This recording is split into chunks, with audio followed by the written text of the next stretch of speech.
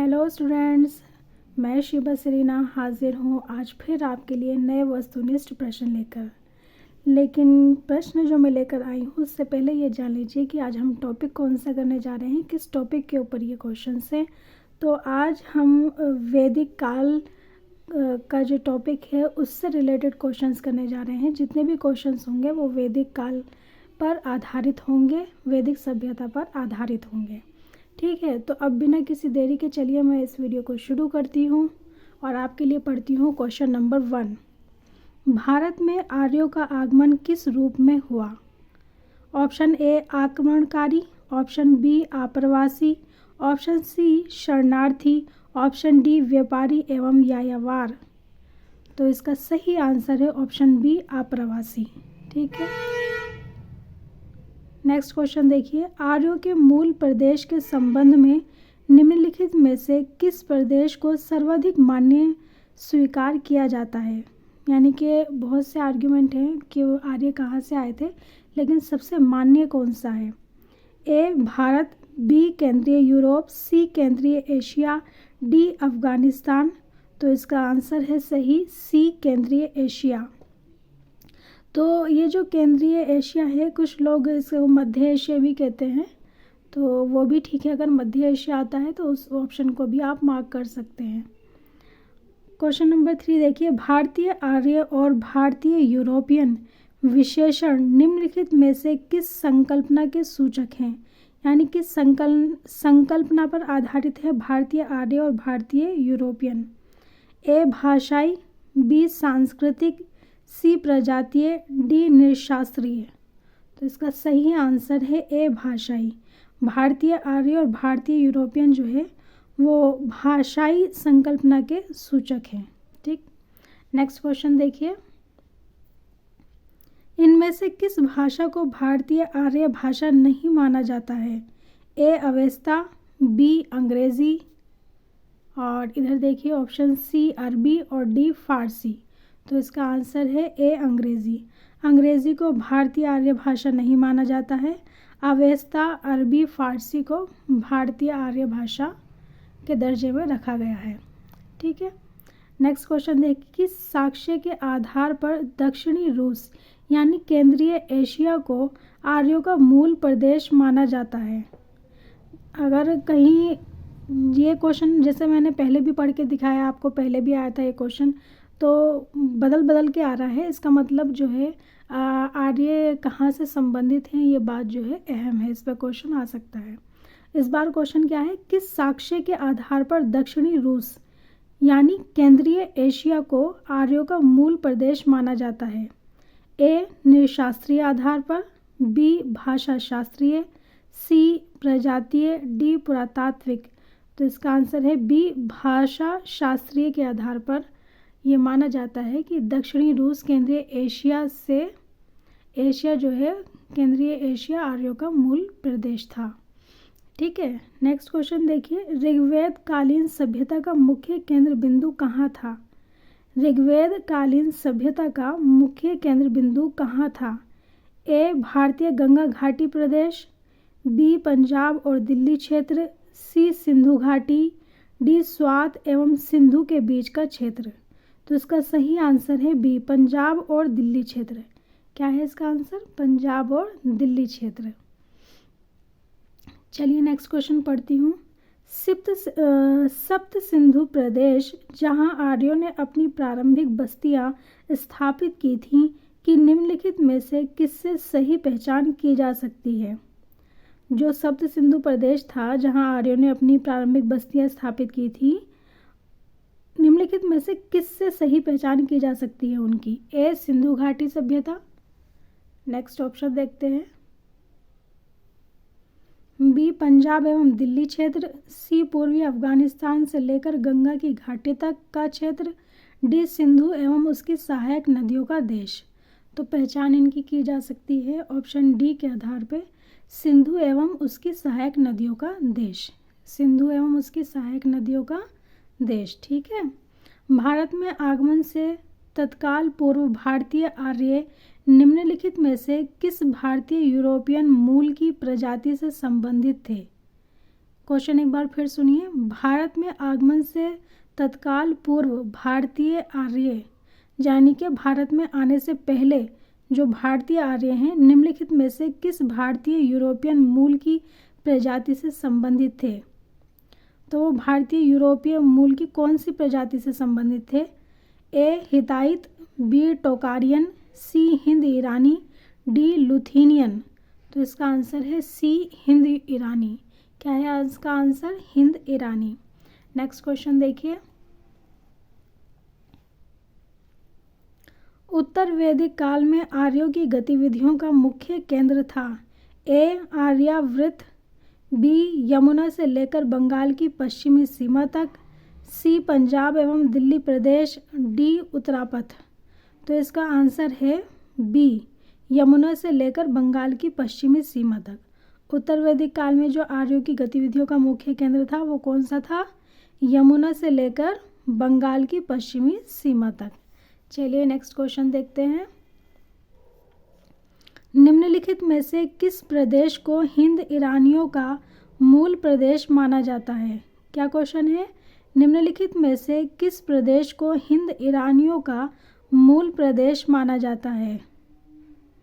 अच्छा, हिंद ईरानियों का मूल प्रदेश माना जाता है। ए यूराल एवं डेनिपर के बीच का प्रदेश, बी विस्तुला नदी के दोनों ओर के भाग, सी आक्सस एवं जेकासार्तिज नदियों के मैदान, डी सप्त सिंधु। तो इसका आंसर है सी आक्सस एवं जेक्सार्तिज नदियों के मैदान। जेक्सार्तिज नदियों के मैदान। ठीक है, नेक्स्ट क्वेश्चन देखते हैं।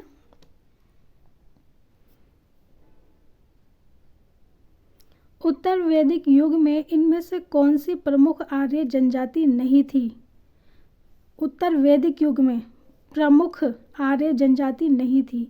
ए भरत, बी कुरु, सी पांचाल, डी विदेह। तो इसका आंसर है ए भरत। क्या है इसका आंसर? ए भरत। चलिए आगे बढ़ते हैं।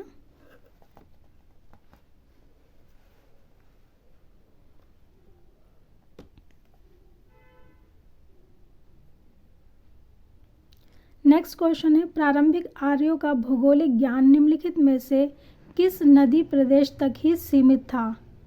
किस नदी प्रदेश तक ही सीमित था ये बताना है। ए सिंधु, बी गंगा, सी यमुना, डी घग्गर। तो इसका आंसर है सी यमुना। यमुना नदी तक ही प्रारंभिक आर्यों का भौगोलिक ज्ञान सीमित था। ठीक है, नेक्स्ट क्वेश्चन देखिए। प्रारंभिक आर्य आप्रवासियों के मध्य होने वाले जनजातीय युद्धों का मुख्य कारण था? एक क्वेश्चन एक बार फिर सुनिए। प्रारंभिक आर्य यानी जो शुरुआती आर्य थे, शुरुआती आप्रवासी आर्य जो थे के मध्य होने वाले जनजातीय युद्धों, उनके ये जो शुरुआती आर्य आप्रवासी थे, इनके मध्य जो जनजातीय युद्ध हुए उनका कारण क्या था? मुख्य कारण क्या था? ए पुरोहितों के षड्यंत्र, बी शक्ति प्रदर्शन हेतु, सी विदेशी आक्रमणों के रूप में, डी पशुओं और भूमि संबंधी विवाद।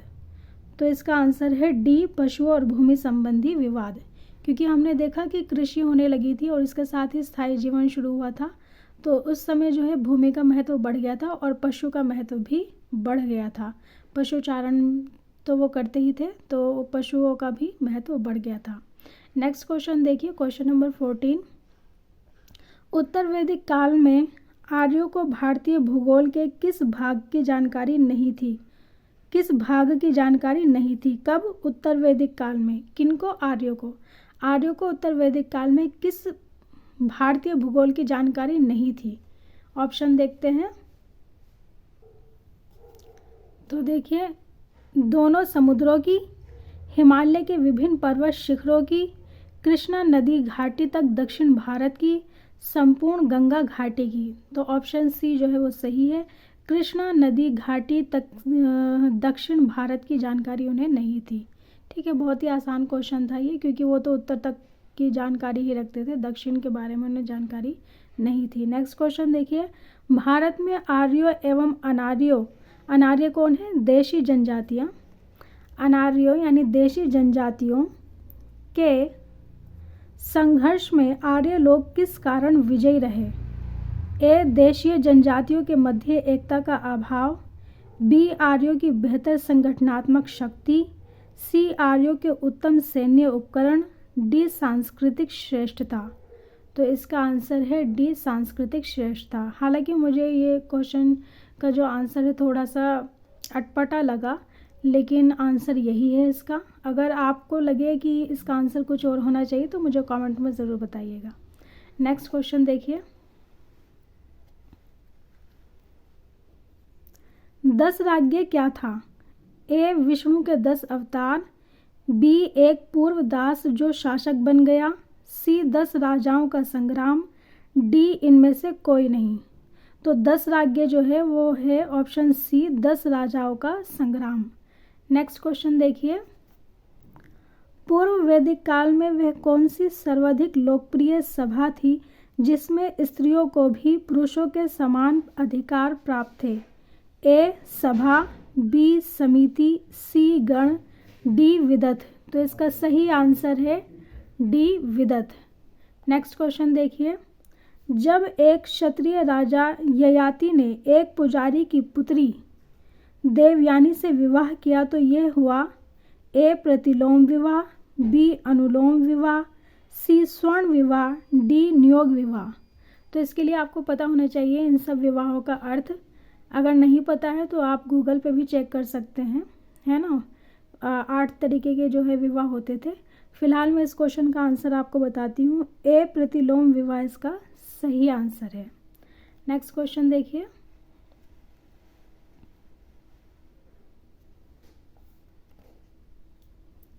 ऋग्वेद हिमवंत अथवा हिमालय पर्वत की एक शिखर मुंजवत का उल्लेख करता है जो स्रोत था ए सोमपे का, बी सुरापे का, सी कपूर का, डी मधु का। तो ये बोल रहे हैं कि ऋग्वेद हिमवत अथवा हिमालय पर्वत की एक शिखर मुंजवत का उल्लेख करता है। हिमालय पर्वत की एक शिखा है, क्या है? एक शिखर है, मुंजवत का उल्लेख करता है और उल्लेख करता है जो स्रोत था वो किस चीज़ का स्रोत है? जिस शिखर मुंजवत का वो उल्लेख करता है वो किस चीज़ का स्रोत है, ये है क्वेश्चन। ऑप्शन मैंने आपको बता दिए या नहीं बताए, सॉरी। ए सोमपे का, बी सुरापे का, सी कपूर का, डी मधु का। तो इसका आंसर है ए सोमपे का। सही आंसर क्या है इसका? ए सोमपे का। यानी कि वो जो शिखर मुंजवत है वहाँ पर क्या मिलता है? सोमपे मिलता है, ठीक है, उसका वो स्रोत है। नेक्स्ट क्वेश्चन देखिए, वह कौन सा पुरोहित था जिसने भरत जनजाति के ऋतसु शासक सुदासु द्वारा पदच्युत कर दिए जाने के पश्चात 10 राजाओं का संघ बनाया था? वो कौन सा पुरोहित था? उस पुरोहित का नाम बताना है जिसने भरत जनजाति के ऋतसु शासक सुदास द्वारा पदच्युत करने के बाद यानी कि पद से हटाने के बाद 10 राजाओं का संघ बनाया था। ए वशिष्ठ, बी विश्वामित्र, सी याज्ञवल्क्य, डी उद्दालक आरुणि। तो इसका आंसर है ऑप्शन बी विश्वामित्र। क्या है इसका answer? Option B Vishwamitra. Next question देखिए, वह कौन सी सभा थी जो नरिष्ट भी कहलाती थी जिसका अर्थ था कई लोगों की प्रतिज्ञा जो तोड़ी नहीं जा सकती? ए गण, बी विदत, बाकी ऑप्शंस दिखाती हूँ आपको, सी सभा, डी समिति। तो इसका सही आंसर है सभा। सभा वो कह सकते हैं कि वो समिति थी ऐसी प्रतिज्ञा जिसको तोड़ा नहीं जा सकता था, ठीक है। तो ऑप्शन सी जो है इसका सही आंसर है। तो आज मैं इस वीडियो को यहीं रोक रही हूँ। अगर आपको ये वीडियो अच्छी लगी हो, आपको हेल्पफुल लगी हो तो प्लीज़ वीडियो को लाइक करें और अगर आप इस चैनल पर नए हैं तो प्लीज़ चैनल को सब्सक्राइब करें, साथ ही बेल आइकन को प्रेस करें ताकि लेटेस्ट नोटिफिकेशंस जो हैं वो आप तक पहुँचती रहें। अब इसी के साथ मैं लेती हूँ आपसे अलविदा। फिर मिलूँगी नई वीडियो में और नई वीडियो में हम क्वेश्चन नंबर 22 से आगे से शुरू करेंगे। तब तक के लिए पढ़ते रहिए, खुश रहिए। Take care and thank you for watching this video. Thank you once again.